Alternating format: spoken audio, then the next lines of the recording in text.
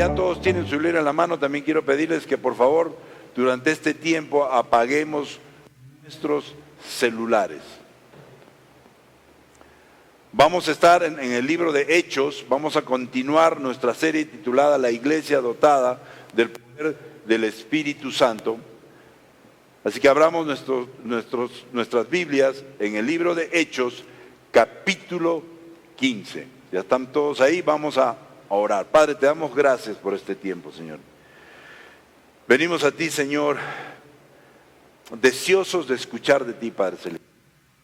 Queremos que tú nos hables a través de tu palabra, Señor, que nos repitas las veces que sean necesarias hasta que entendamos qué es exactamente lo que tú nos quieres decir. Yo oro para que nos bautices con el poder de tu Espíritu Santo, Señor. Que tu Espíritu Santo esté sobre cada uno de nosotros, Señor. Y que podamos así estar sensibles a tu voz, a tu dirección, Señor. A tu corrección si necesitamos ser corregidos, Señor. Transforma nuestras vidas, Señor. Queremos parecernos cada vez más a ti, Señor. Háblanos en el nombre de Cristo Jesús. Amén. Amén. Hechos 15. Quiero empezar haciéndoles una pregunta. ¿Cómo reaccionamos cuando alguien nos dice algo que nos confunde? De repente alguien va y te dice, eres feo. Pero tú te miras en el espejo y dices que no eres feo. Y te confundes. O cuando alguien nos dice algo que no estamos del todo seguros que es cierto. Alguien nos dice algo y nos quiere imponer eso. Y nosotros decimos, pero eso no es así. Eso no es cierto. Y la pregunta es, ¿lo aceptamos sin pensar? ¿O meditamos? Investigamos, preguntamos. ¿Por qué les pregunto esto? Porque muchas veces tenemos la tendencia a creer lo que otros nos dicen simplemente porque suena bonito. Oye, eso está bonito, me gustó. Está lindo. O porque de repente nos conviene. O porque aparentemente tiene sentido, pero no consultamos, no investigamos, y si estamos seguros que no es verdad, no confrontamos, lo aceptamos y nos quedamos callados. Y precisamente vimos en nuestro último estudio del capítulo 15, cómo un grupo de personas de la iglesia de Jerusalén, los judaizantes, que por voluntad propia, mejor dicho, nadie los había enviado, nadie les había dicho, vayan a la iglesia de Antioquía y prediquen esto. No, ellos simplemente decidieron venir a la iglesia de Antioquía, donde en ese momento acababan de regresar Pablo y Bernabé, y empezaron a confundir a la gente con una enseñanza falsa, una falsa doctrina. ¿Cuál era esa falsa doctrina? Ellos se pusieron a enseñar a los hermanos de la iglesia de Antioquía, a menos que ustedes se circunciden conforme a la tradición de Moisés, no pueden ser salvos. Iglesia, recordemos que no vivimos bajo la ley mosaica, ya no vivimos bajo esa ley, vivimos bajo la gracia. Sin embargo, estos querían imponer esa doctrina, y esto confundía a la congregación. Imagínense que alguien venga y le diga, ¿ustedes ya recibieron a Jesucristo como su Señor y Salvador? Sí. Bueno, pero les falta algo. Tienen que circuncidarse, los hombres. Tienen que circuncidarse. Si no, no están salvos del todo. Y entonces todos los casi 13 años que venimos predicando la palabra, los va a confundir. ¿Cómo? No era que yo ya estaba salvo, entonces no estoy salvo del todo. Me falta eso. Esto confundía a la congregación y a la vez contradecía la enseñanza de Jesús, Y por ende, lo que Pablo y Bernabé enseñaron en su primer viaje misionero, la sana doctrina. Ellos recorrieron casi 2.000 kilómetros, 1935 aproximadamente, predicando la palabra. Muchas personas se convirtieron. En ningún momento dijeron circuncídense, eran todos gentiles. No se habían circuncidado, no eran judíos. Y ahora vienen estos y quieren contradecir la enseñanza de Jesús y la enseñanza de Pablo. En algún momento Jesús dijo en su palabra, ¿tienen que circuncidarse? Si hablamos de circuncisión, es una circuncisión espiritual, pero no es una circuncisión física. Y el libro de Efesios 2, del 8 al 9, nos dice, porque por gracia ustedes han sido salvados mediante la fe. No dice porque por la ley de Moisés, ¿no? Dice porque por gracia ustedes han sido salvados mediante la fe. Esto no procede de ustedes, sino que es el regalo de Dios. Y no por obra. O sea, no tienes que circuncidarte para que nadie te jacte. No por obras. Iglesia, este pasaje nos dice que no tenemos que hacer obras. No tenemos que circuncidarnos para ser salvos. Pero era tanto el acoso de estas personas que Pablo y Bernabé se pusieron a discutir con ellos y al no llegar a un acuerdo, decidieron hacer lo que se debe hacer en estos casos, consultarlo con sus ancianos en la fe, y por ello viajaron hasta Jerusalén, casi 500 kilómetros hacia Jerusalén. Iglesia, yo recuerdo hace unos años atrás, vino alguien por su propia voluntad, nadie lo llamó, nadie lo envió, pero vino a visitarnos. Y desde que llegó empezó a enseñar una falsa doctrina. Incluso algunos le creyeron y empezaron a seguirlo. Empezó a confundir a la gente y a contradecir lo que enseñamos en Calvary. Así que decidí tomar sus enseñanzas y consultarlo con mis ancianos. Y ellos me dijeron, lo que esta persona enseña no es una sana doctrina. Así que tuve que decirle que se retirara de esta iglesia. Iglesia, antes de pasar a los próximos versículos, quiero que pensemos en cómo una falsa doctrina, una falsa enseñanza puede afectarnos, puede incluso dividirnos. Y la pregunta que siempre debemos hacernos ante una situación así, ¿es esto lo que Jesús enseñó a sus apóstoles? ¿Es en este caso en particular? Por supuesto que no. Jesús nunca dijo, si quieres seguirme o si quieres ser salvo, primero ve y circuncídate. No, nunca lo enseñó. Es más, si recordamos al ladrón en la cruz, cuando le dijo, Señor, Señor, acuérdate de mí cuando estés en tu reino, Jesús le contestó, primero ve y circuncídate. ¿O acaso Jesús le preguntó, ¿estás circuncidado? No. ¿Qué le dijo Jesús? Hoy mismo estarás conmigo en mi reino. Hoy mismo estarás conmigo en mi reino. Entonces, ¿por qué estas personas quieren cambiar el mensaje de la salvación y ponerle peso al mensaje? El libro de Apocalipsis 22, del 18 al 19, nos dice, a todo el que escuche las palabras del mensaje profético de este libro le advierto esto, si alguno le añade algo, Dios le añadirá a él las plagas escritas en este libro.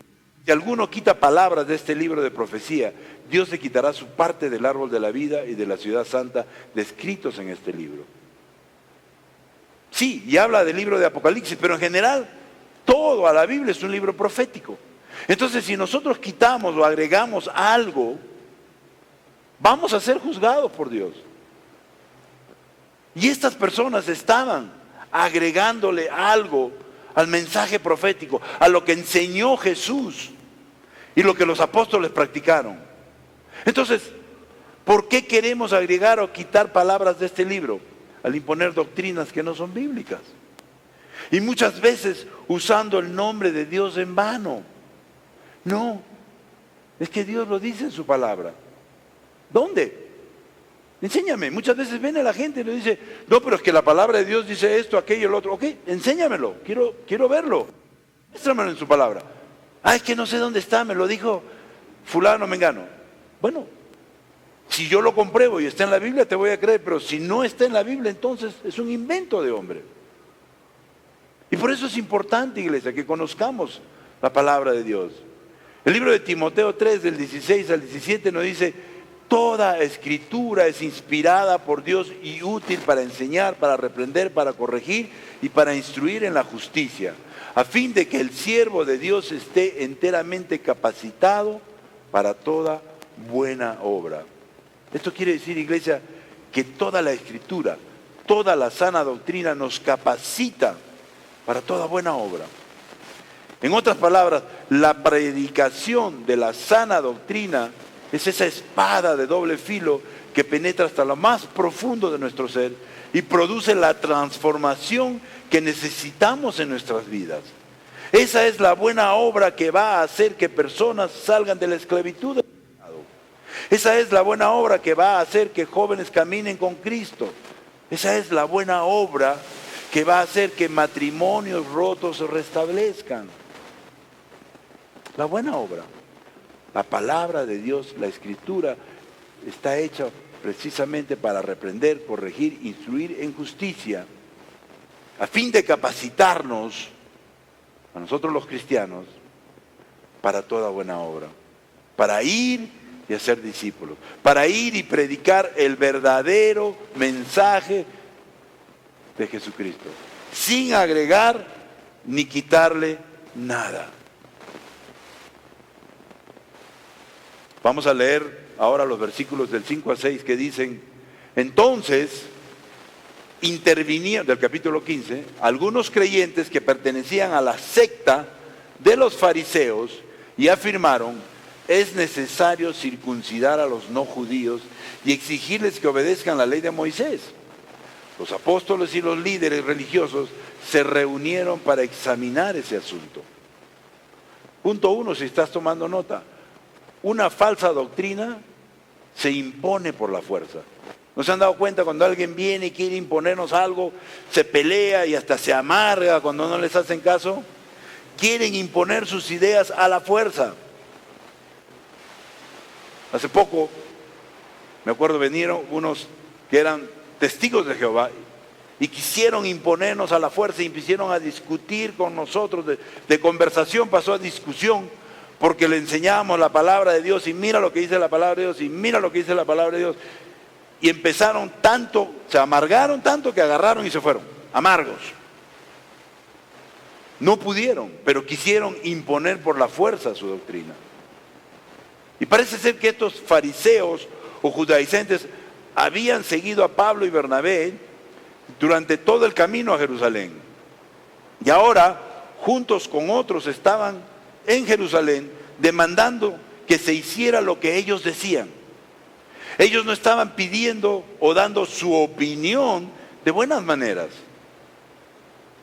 Ellos podían haber dicho, bueno, creemos por esta razón y por esta razón que deberían circuncidarse los gentiles, porque no, ellos querían por la fuerza que agarrara a todos los gentiles y circuncidarlos. Ellos exigían, querían por la fuerza, decían, es necesario circuncidar a los no judíos y exigirles que obedezcan la ley de Moisés. ¿Desde cuándo caminar con Jesús es una obligación? ¿Desde cuándo ser salvo significa cumplir con un montón de cosas? Es al revés. Cumplimos con un montón de cosas que están en la Biblia porque somos salvos. Pero, ¿algunos de ustedes han sido obligados a venir a la iglesia hoy día? ¿Algunos de ustedes han sido obligados a ser salvos? Alguien con una pistola les ha dicho, reciban a Cristo o les disparamos. ¿Alguno? ¿Yo les he exigido? Sandra, de repente Orlando. Ninguno. Estamos aquí por voluntad propia. Estamos aquí porque sí, hemos tomado la decisión de recibir a Jesucristo como nuestro Señor y Salvador, pero ha sido voluntario. Pero, iglesia, no estamos muy lejos de lo que sucede ahora. La izquierda, los llamados progresistas, quieren imponer por la fuerza ideologías que van en contra de la palabra de Dios. El LGTB, XYZ, como le quieren llamar, el aborto, el matrimonio del mismo sexo, la pedofilia, la masturbación, la pornografía en los niños, etcétera, etcétera, etcétera. Y todo esto no es nada más que el enemigo queriendo imponer, queriendo ganar terreno, haciéndolo por la fuerza, tratando de sacar leyes que obliguen a los profesores mismos a enseñar algo que no es bíblico, que va en contra de lo que Dios manda. Primera de Juan 4:4 nos dice: ustedes, queridos hijos, son de Dios y han vencido a esos falsos profetas, porque el que está en ustedes es más poderoso que el que está en el mundo. Y es cierto, pero eso no significa que tenemos que quedarnos callados y no alzar nuestra voz en contra de las mentiras de Satanás. Al contrario, iglesia, debemos pelear la buena batalla de la fe y aprovechar estas oportunidades para que la gente conozca la verdad. Yo creo que hemos estado mucho tiempo callados y el enemigo ha ganado terreno en algunos lugares. Sí, en algunos lugares se casan personas del mismo sexo. Sí, en algunos lugares está permitido el aborto. Sí, en algunos lugares el LGTB ha ganado terreno. Hay gente ahora que se cree perro. En California, la vez pasada que estuve ahí, una señora lloraba y me decía: mi hija se cree gato. Y ahora en el baño de su escuela han exigido que pongan esas cositas de arena y las han puesto. Y mi hija es una gata. Y si yo le digo hola, ella me dice: no te entiendo. Miau, ok, miau. Es una locura, pero es verdad. El enemigo va ganando terreno porque nosotros nos quedamos callados. Vamos a aplicar la gracia. Pobrecitos, no. La gracia tiene que ir conjuntamente con la verdad y la verdad tiene que ir conjuntamente con la gracia. Aplicamos gracia, pero con la verdad.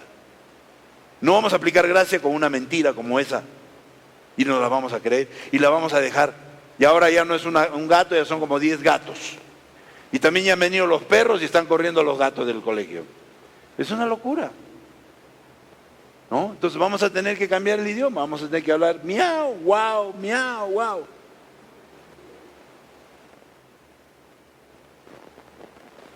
La gracia va junto con la verdad y la verdad va junto con la gracia. El libro de Juan, capítulo 8, versículos 31 y 32 nos dice: entonces Jesús se dirigió entonces a los judíos que habían creído en él y les dijo: si se mantienen fieles a mis palabras, serán realmente mis discípulos y conocerán la verdad y la verdad los hará libres. Esa gente que se cree gato, que se cree perro, no conoce la verdad. Nadie nunca se las ha dicho. Tú no has nacido perro, tú no has nacido gato, tú has nacido ser humano y eres un ser humano.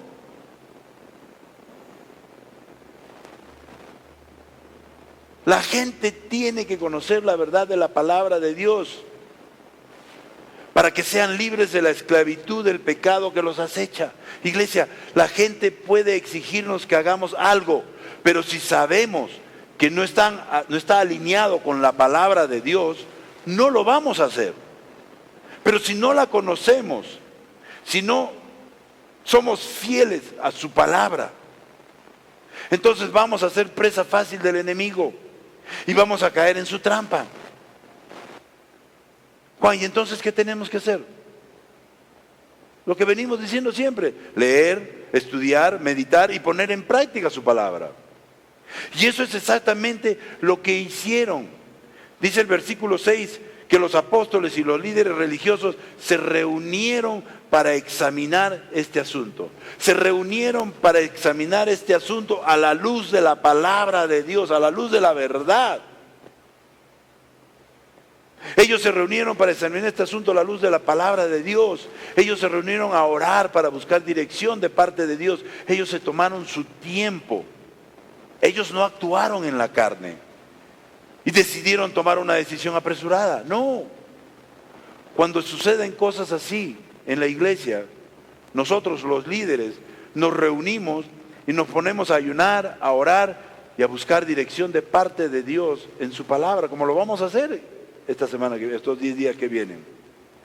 Y no tomamos ninguna decisión a no ser que estemos confirmados. El plan era reconstruir la iglesia, hacer un segundo piso en el edificio de allá, arreglar el techo de acá, arreglar las paredes un poquito por aquí, por allá, y ya. Ese era nuestro plan. Plan A, plan B. Pero el plan A, el plan de Dios, que nos lo dijo en su palabra, y lo prediqué la semana pasada, o antepasada, no, era destruir el templo y construir un templo nuevo. Y nosotros dijimos, ¿qué? ¿Con qué plata? No tenemos plata. ¿Cuánto va a costar esa vaina?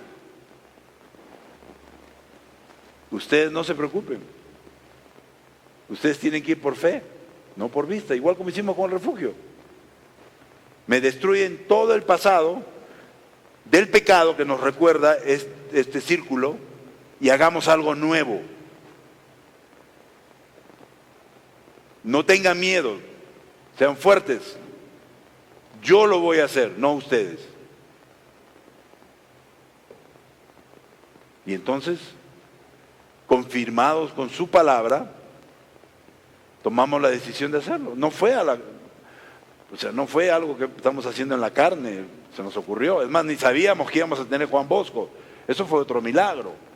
Que nos hayan permitido estar en Juan Bosco y que tengamos que pagar de alquiler 0, es un milagro. Solo Dios lo puede hacer. Entonces, no tomamos decisiones a la ligera, ni ninguno de ustedes como cristianos debe tomar una decisión a la ligera. Debe pasarlo siempre por el filtro de la palabra de Dios. ¿Para qué? Para que tengan éxito, para que sean bendecidos. Dios quiere que le consultemos todo. Papá, ¿quieres que destruyamos este lugar? No, déjenlo así. Papá, ¿quiere que destruyamos este lugar? Sí, destruyanlo todo, hagan uno nuevo. Pero, ¿y la plata? No se preocupen. Yo lo voy a hacer. Ustedes confíen en mí. ¿Quién es el dueño del oro y la plata? Dios. Entonces, ¿quién lo va a hacer? Dios. Y estamos dando ese paso de fe confiados en que lo va a hacer. No solamente eso. En el momento en que tomamos la decisión, conjuntamente con la decisión, vino un regalo que nos va a ayudar, por lo menos, a hacer la primera fase. Como les dije la semana pasada o antepasada, mientras nosotros estábamos orando, el Señor estaba trabajando en nuestros líderes en Fort Lauderdale, quienes ya habían decidido elegirnos para el regalo de Jesús. Y ese regalo de Jesús va a ayudarnos a construir la primera parte de este templo, de este nuevo templo. Así que sigamos orando para que sigan viniendo las bendiciones. Luego nos dice, en los versículos del 7 al 9, después de una larga discusión, ¿no? Se tomaron su tiempo, Pedro se puso en pie y dijo, ¿no? Pedro siempre se pone en pie para decir algo bueno.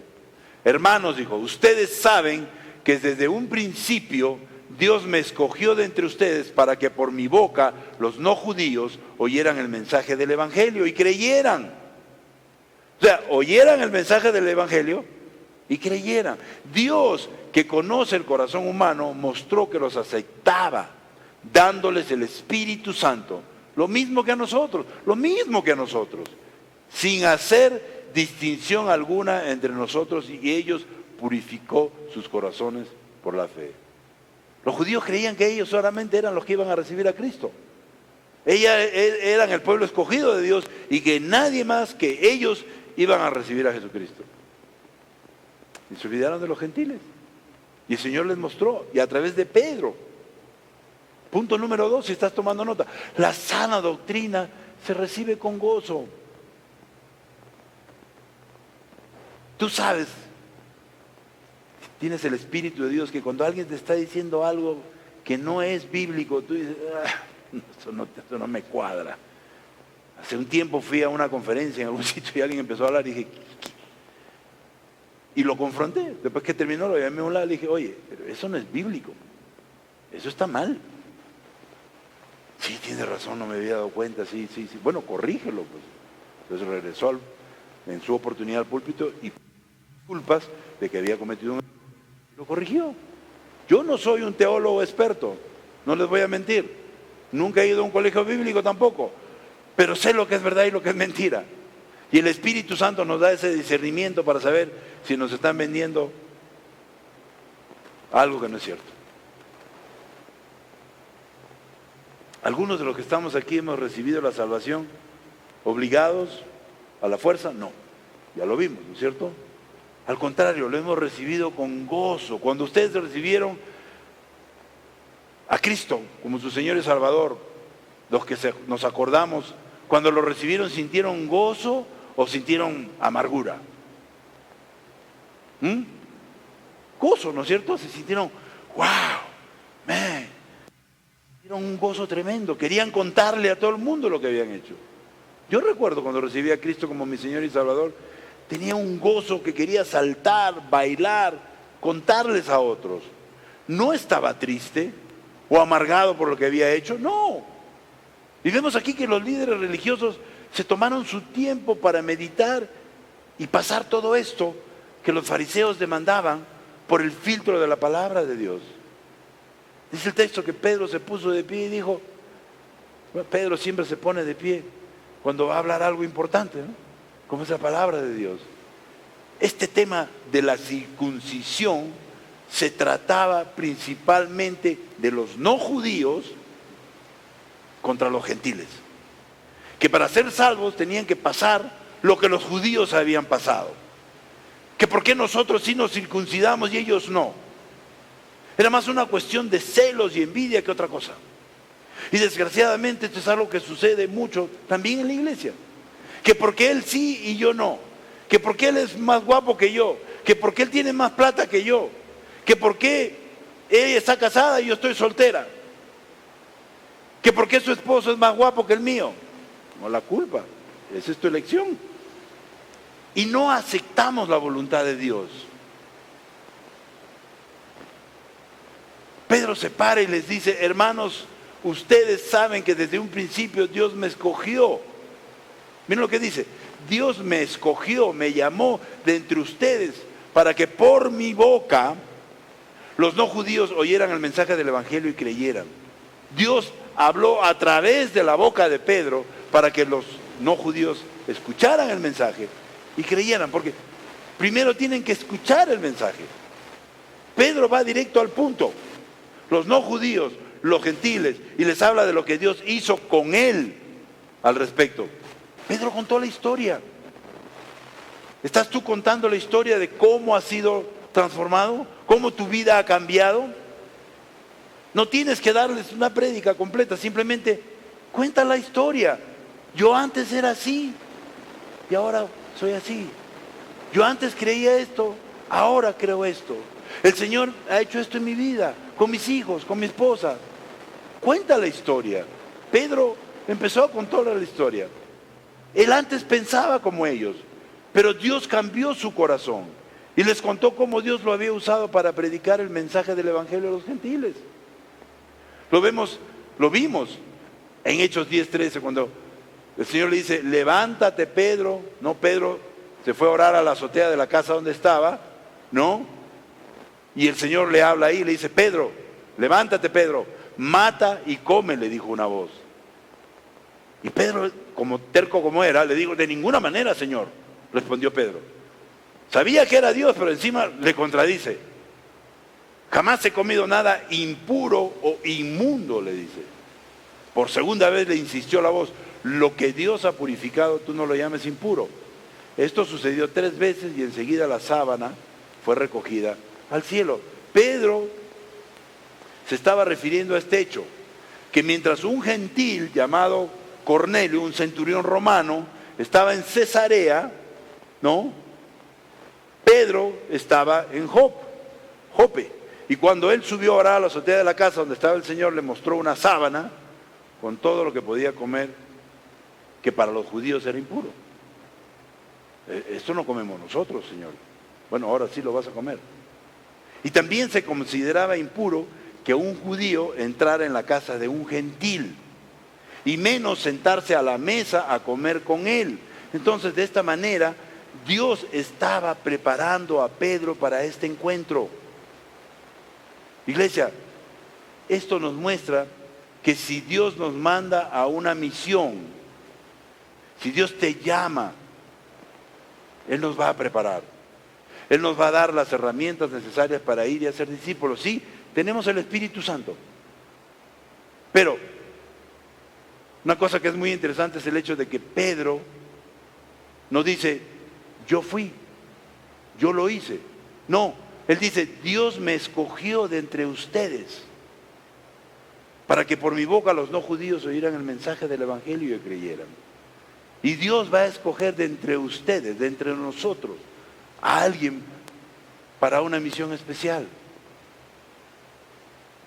Dios ya lo sabe, de repente ustedes no, pero Dios va a escoger de entre ustedes. Pedro reconoció que fue Dios quien lo escogió para esta misión.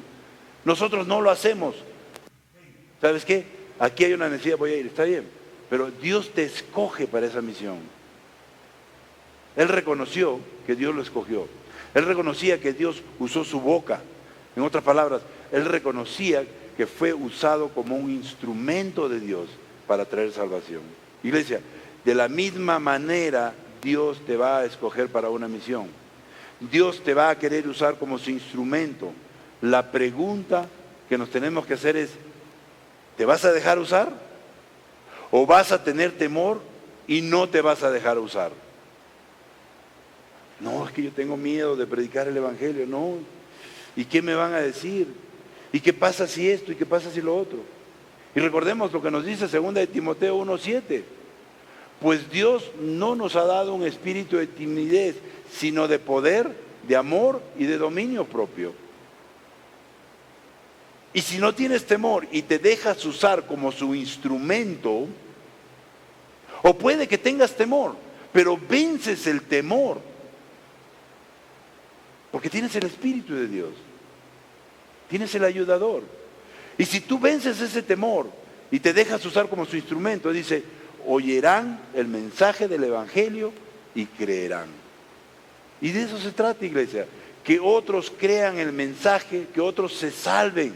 Ese es el corazón de Dios. El libro de 1 de Timoteo 2:4 nos dice, pues Él, Dios, quiere que todos sean salvos y lleguen a conocer la verdad. Pero para que todos sean salvos, o al menos para que todos escuchen el mensaje, alguien tiene que ir y predicar ese mensaje de salvación.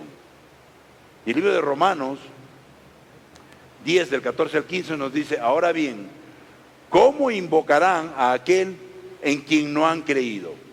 ¿Y cómo creerán en aquel de quien no han oído? ¿Y cómo oirán si no hay quien predique? ¿Y cómo predicarán sin ser enviados? Así está escrito, qué hermosos son los pies de los que anuncian las buenas noticias. Iglesia, ese es nuestro mandato. Mateo 28:19 dice, por tanto, o sea, ya que son cristianos, ya que se dicen ser cristianos, por tanto, vayan y hagan discípulos de todas las naciones y bautícenlos en el nombre del Padre, del Hijo y del Espíritu Santo. Vayan. Es un mandato de ir y hacer discípulos. No dice, vengan a la iglesia, espérense que vengan para acá y aquí ustedes los discípulos. No, vayan. Seamos proactivos en ir y hacer discípulos. Seamos proactivos en predicar el mensaje del Evangelio. No esperemos a que vengan acá. Los que vienen acá generalmente ya conocen de Cristo, la mayoría. Sino salgamos y prediquemos el mensaje del Evangelio afuera, sin temor. Amén. Vamos a participar juntos de la Santa Cena del Señor. ¿no? Quiero que, como les dije al comienzo, meditemos un poco en este evento, porque realmente es un evento muy, muy importante para nosotros los cristianos. Marca un antes y un después prácticamente. Era su última noche con sus discípulos. Jesús quiso pasar esa noche con sus discípulos, incluyendo Judas. Quiso comer con ellos, quiso compartir el pan con ellos, quiso tomar el vino con ellos. Tenía un mensaje muy, muy importante que decirles. Jesús sabía que su tiempo había llegado.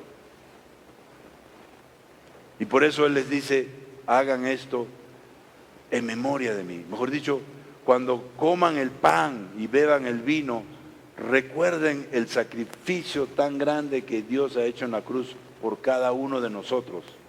Recuerden que Él nos ha dado con su muerte la esperanza de la vida eterna.